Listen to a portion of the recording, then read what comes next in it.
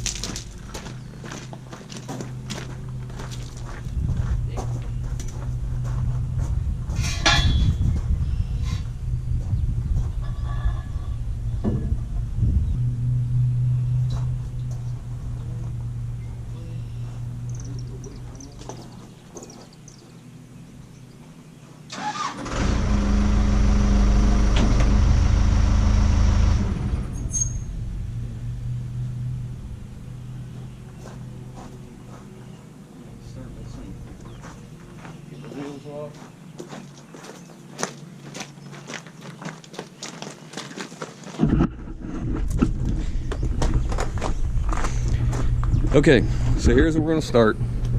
Sway bar's got to come loose, both sides. We'll take the, we're going to go ahead and take the, I guess this would be the drag link off of here. Take that loose. We will take, let's see, stabilizer mount right here. We'll be taking that loose. I'm going to tie that back up where that goes. This actually goes clear up on top of the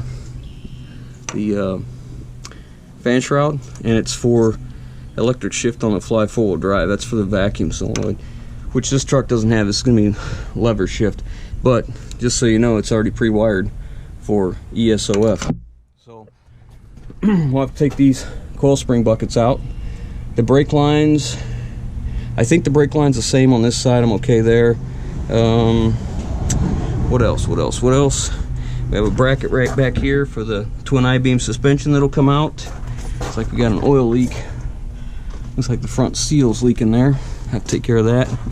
But so that's where we're at. Okay, we got the brake line loose. I don't want this thing dripping on me all day, so I'll take a vacuum cap, and stick on there just enough to stop it from dripping on us. I'll do that on both sides, because otherwise, you know, you're working on getting dripped on all day, and it makes a big mess. You're losing all your brake fluid, and then you got to re-bleed even more. This way, when I do it, I can usually set the new axle in. It bleeds out very quick. There's not a whole lot left. Now I got to take this brake line loose here because this hose is different from two-wheel drive to four-wheel drive because of the length, the distance that the axle is away from the frame. So we'll have to pull that loose next. So we'll get at it. Alright, so I was telling you about the brake lines, and if you don't have vacuum caps, you've probably had gear oil over the years. This is a cap off the gear oil container, and it's tapered, and these things make excellent line plugs because, you know, it's a tapered, it can fit many different sizes, or you can flip it around the other way and shove it in, which we do sometimes, but that's what I do there. You see how it's much cleaner and I'm not getting soaked with brake fluid? That's how we do stuff. And then I always put the bolts back in the holes if I can, for stuff I know I'm going to need. That way I'm not searching for the bolts, I know where they're at. Okay, this side is close. Like now it's a matter of, the coil spring is bolted to the spindle. Okay, so what's holding this up right now is this right here and this shock. Now I've already got the nut off the shock. We'll take a pry bar, we're going to pop that off. And then after that, we're going to go ahead and loosen the nuts for the I-beam over at the center, and then we'll loosen this one. We're going to let this thing swing down. We're going to pull that out, we're going to let it swing down this way. I'll put a ratchet strap here, or rope, something to gradually let it come down, because it is heavy, and we don't want anybody to get hurt. So we'll get at it. Okay, I'm about to let this down. I pulled the pivot pin out, the coil spring's loose, and you just take it in a ratchet strap, real nice and easy. And just let this thing go down, just like so. If you're doing it on a floor with a floor jack, you can just use a floor jack instead, but we're not, so this is how we're going to do it. So there, that's one side. All I got to do now is get the radius arm bolt out, the pivot pin, and start moving forward. So we'll get on to that. We'll bring you back when we do the other side. Alright, this is a radius arm bolt. All it's going to do is just fall down. Pretty simple. I kind of moved the camera when it fell. That's alright. Pretty simple. Now we'll get this out of our way and we'll get on the other side. Okay. Need to pull this out just a little bit. We're going to hit my jack stand. Okay. Knock anything loose. Alright, lady, pull it out this way. Make sure you're out of the way. That's good. Look, it don't want to fall. I know, it's stuck. Oh, there we go. Okay, we'll drag that out of the way. See, we put all the bolts back in, like that bracket down there, this bracket, just in case we ever need this for something else. It'll be ready to go. And then we'll plug them brake lines too, so we can't get water or moisture in it. Okay, drag that out. Let's get on the brackets. Alright, so we're going to take, this is the steering stabilizer bracket. Now let the I-beams out of the way. You can get to the back side. There's two 18mm nuts here. Can you see those? There's one that goes here, one that goes here. You can get to them, take the bracket out. Again, put the nuts in with the brackets. Throw them off to the side with the rest of the parts. Now this is the I-beam mount for that's actually for the driver's side, and the two of the bolts come in through the top up here. Now these are kind of a pickle because there's not a lot of room between the engine, oh man, it's tight, the engine and the cross member. So basically you have to take this one out first because there's enough room to get it, and then this one, as you back it out, it'll let the bracket fall so your bolt doesn't go up into the oil pan. So this is what I'm working on next. So let me get that out, and then we're working on control arms. We're going to take, this has to come out. There's a 10mm bolt up here that holds this in place. So we're going to take this out. We're going to burn these rivets out with a torch. So we got to get this shock out of here. We'll get this coil spring mount out. This bracket, same thing on the other side. Pitman arm, gearbox, whatever way we're going, and we're almost ready to go back together. So we're bringing it along. Alright, so if you're going to do this, now's the time to mess with the Pitman arm, because once you get everything up in here, you can't get a pulley in it. It's too tight. So I'm going to try and get this off now.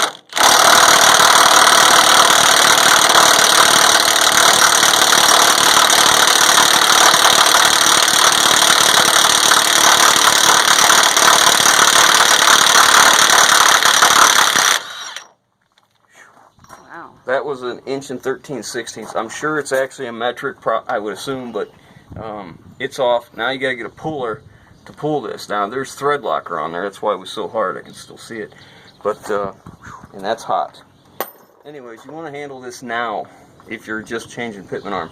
And I don't know that I need to for sure, but it's a whole lot easier to do it now than it is later, because I'll have to compare the two. Because I really think it's going to be the steering right here, and usually the four-wheel drive has a little more of a drop here, but I'm not certain. I haven't checked for sure, but I figure it's just easier to do it this way. Change it all out and be done. Okay, so we are effectively done with two-wheel drive and ready to go back to four-wheel drive. Now this, at this point, is about an hour and a half of work. Now, obviously, I've done this a few times, which makes it much faster than it might be for someone who hasn't done it before.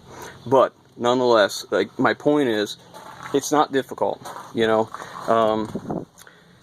All the rivets come out. These are kind of they're not a pain in the butt, but I burn the heads off, and there's usually two of them. For whatever reason, this one right here, the one farther back on each side, it's like it swedges in between the two and gets stuck. So you can cut the head off, and you can get the coil spring mount out, but then you're left with kind of a swedged out rivet right here, so then you have to torch that and then push it up through. But it's pretty quick. Now, what you'll notice is, like, this is one type of paint on here, and the coil spring buckets obviously are made by someone else for Ford or at a different place, because this is powder coat, and it's usually always coming off. Yeah, there's a good example. You can see how the powder coat's just flaking off. You know, powder coat has no place, at least where we live, that's for sure. And this thing's out of the south, so you can see what it turned into. Now, when you're doing this, you'll see that this only has 1, 2, 3, 4 rivets, right? And then 2 on the bottom. The four-wheel drive coil spring buckets are different. 1, they're made different, and 2, they have an extra one. Like, you're looking at the same thing. It's 1, 2, 3, 4. There's a 5th one right here. Now, this was off the donor truck, and it had been replaced already, or off, because these torch marks were not from me. I'm usually very careful with a torch not to burn out my hole. I try to be very careful with that. But anyhow, the only thing left I haven't done is pull that Pitman arm yet, which I'm basically going to check that shaft diameter before I do it, just because I don't want to pull that off if I don't have to. So that's next, but I think we're in about, like I said, about an hour and maybe a half. At the most, an hour and a half. I mean, of course, you think doing it like this is pretty quick because you're standing up, and it definitely saves time, but you can do this.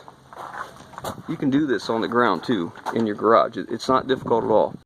Alright, so we're going to check. This is the drag length, which is 8.05 about, or 0.805.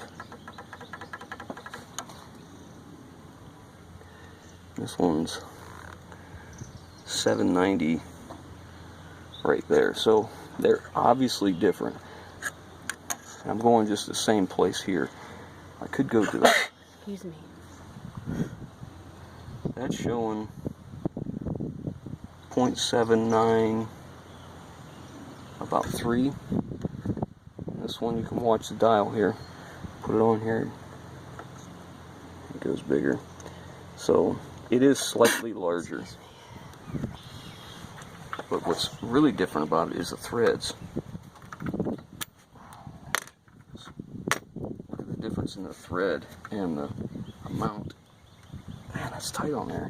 Anyways, the distance in here, the thickness of the shank is quite a bit different. Now, this is kind of not real accurate, but this one is, oh yeah, it's quite a bit different. So definitely we're going to be changing out that Pitman arm for sure. So that's that. All right, let's get at it. Okay, I got the coil spring buckets back in. I went ahead and painted all the hardware. I used grade 8 hardware fasteners. That way it's good and strong, and I go ahead and paint everything. I changed the bump stops out from the two-wheel drive to the four-wheel drive. The two-wheel drive ones were pretty much worn out anyways, but I figured I'd I think they might even be a little bit different in height, if I remember right.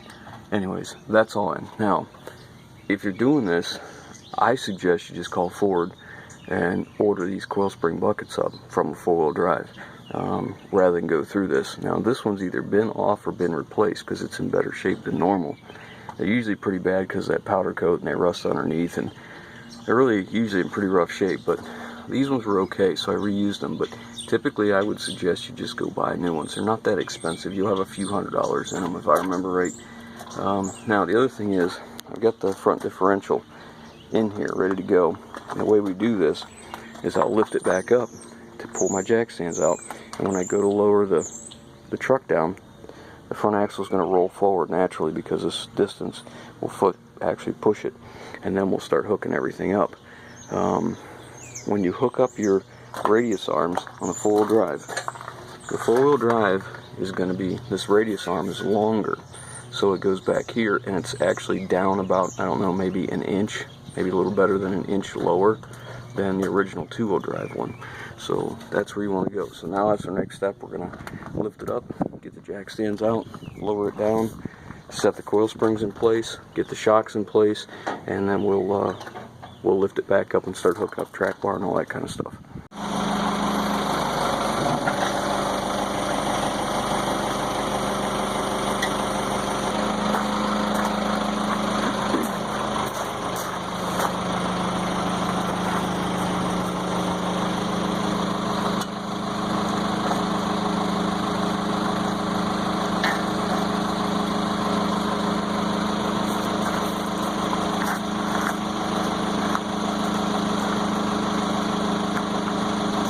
There's a problem.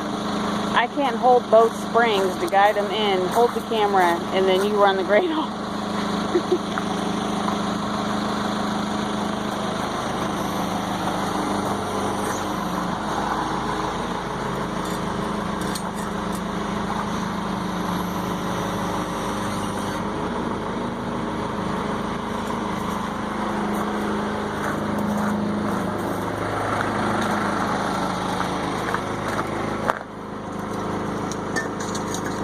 Spring was against this bolt right there, whatever that thing is.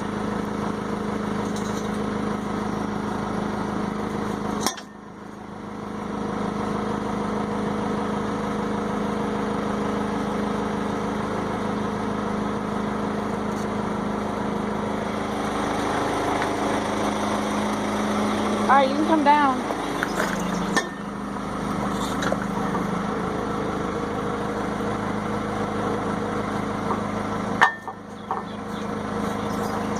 Wish I could be on both sides at once, but I got this side lined up. I just can't, if I let go, it's going to move, and I can't be both places. Well, I think they're just out of it. You're just not going to see it, so we're just not be able to record it. We need more hands than we got, so okay, we'll just bring it back once we're in. Okay. Alright, first thing we'll start with is a track bar mount. It's a good time to check that ball joint down there. Make sure there's no play in it. You want to make sure it has no play up and down. It's going to move left and right, but you don't want it moving up and down. That's a lot of times the source of what's called a death wobble. We'll take these 3 bolts, slide them up there in the frame, get this bracket. This is not an easy part because if you have the rear end shifted one way or another, then it's very difficult to get this on. And a lot of times what I'll have to do is take a ratchet strap from the frame to one side and pull. Okay, you can see my ratchet strap right here. And what I'm doing is I was pulling this way because I needed to lower the frame down more to get this to line up. And I just leave that tension on until I get that track bar, because that track bar is what keeps it centered left to right. So now that it's in and it's all tight, I can pop this back loose. No pressure at all after it's tightened up. And you can adjust that pretty easy. Makes things much simpler. Next thing we're going to do is get the steering set in place. I got the nut off of here, and we're going to go ahead and get the bracket ready to go. And we'll put this where it belongs. Turn the wheel just a little bit. Get it to line up. just going to start this. Just enough to hold it. I guess I'll run in as far as my fingers will take it. Alright. Got that in there. I just had the wrong angle of the dangle of the plates. And 2 bolts are on a metal plate, so if you get one in and they're not straight, they're crooked, that one won't go in, so you gotta pull the bracket back a little bit and then shove them both in straight. But it's in now. Now we're on to the sway bar. I want to tell you the sway bar is different from a 2-wheel drive to 4-wheel drive, if I recall, but I'm not certain.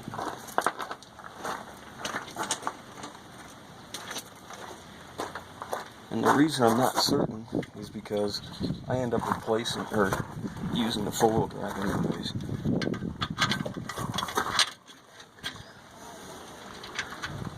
Doesn't look like this rain's gonna let up. Bet not.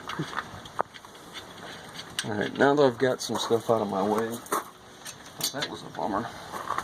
Don't do that, because that'll just cost you more time. Like this.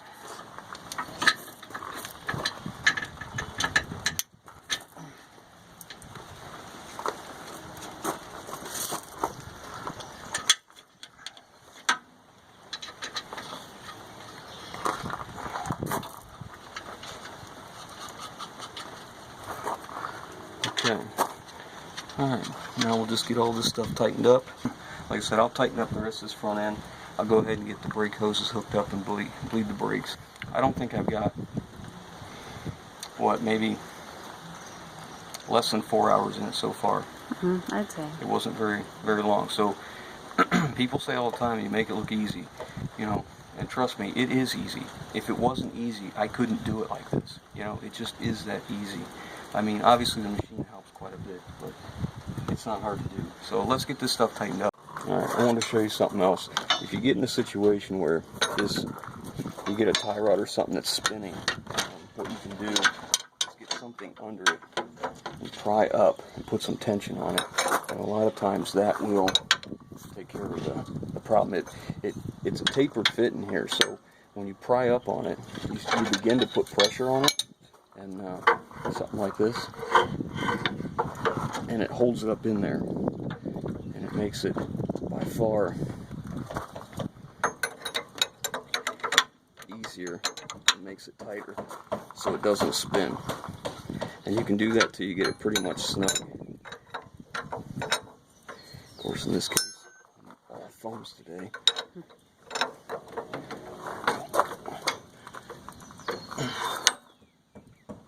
And once you get this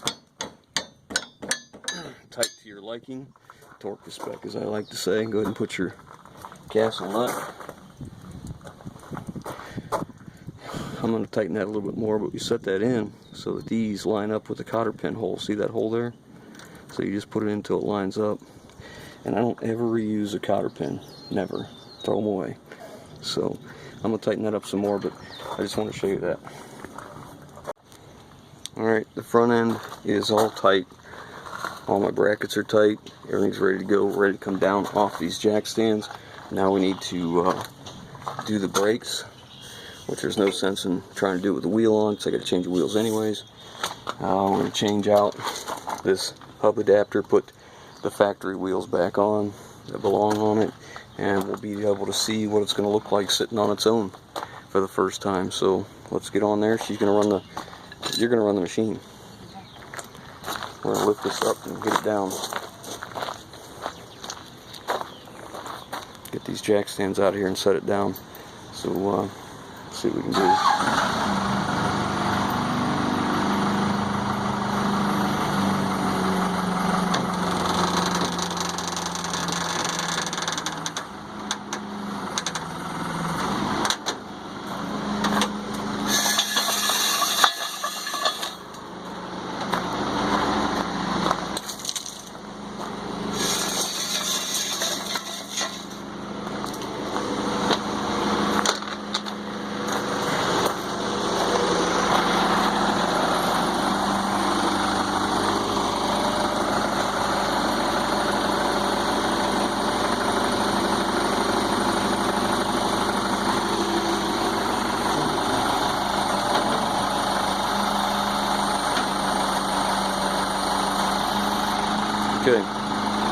like. If you guys don't remember what it looked like before, it's two-wheel drive. I'll insert a picture right here.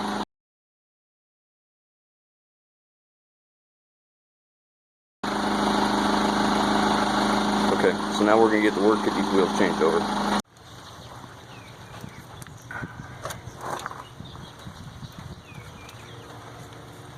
It's nice when that stuff goes back together so easy.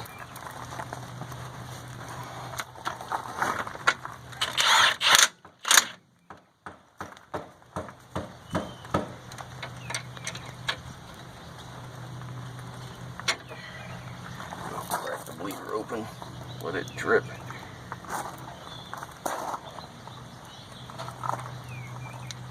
Oh yeah, she came loose. I suggest using a 6-point socket on this, not a line wrench. But being though this is out of the south, I kind of figured it might come loose. So all we got to do now is just bleed the brakes, and then we can put the wheels back. Yeah, here, look at this. Gravity bleeding, you can see the bubbles come out. Look here, right there. Mm-hmm. See the bubbles? Yeah. Alright, we'll let this, we're going to bleed the brakes real quick and then we'll get the wheels on.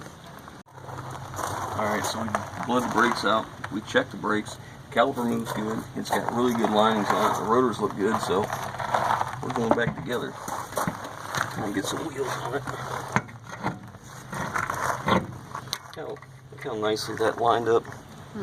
Didn't have to lift it or nothing. So we'll get these wheels set on here, get them, and then we'll get it sitting on its own, and we'll get a look at what it looks like. But this is going to be, well, yeah, let me get these wheels on, the center caps, and we'll bring you back. Alright, there it is, sitting on its own wheels again. I think this is going to be it for this video. Next we'll be doing the transfer case, drive shafts, and the shift lever through the floor, all that stuff, showing you how we do that. But that's part one, so we'll leave you guys with that. If you like what we're doing, give us that thumbs up, we appreciate it. If you haven't already, hit that subscribe button, leave your comments down below, guys. We'll catch you on the next one. I think it's going to turn out pretty well.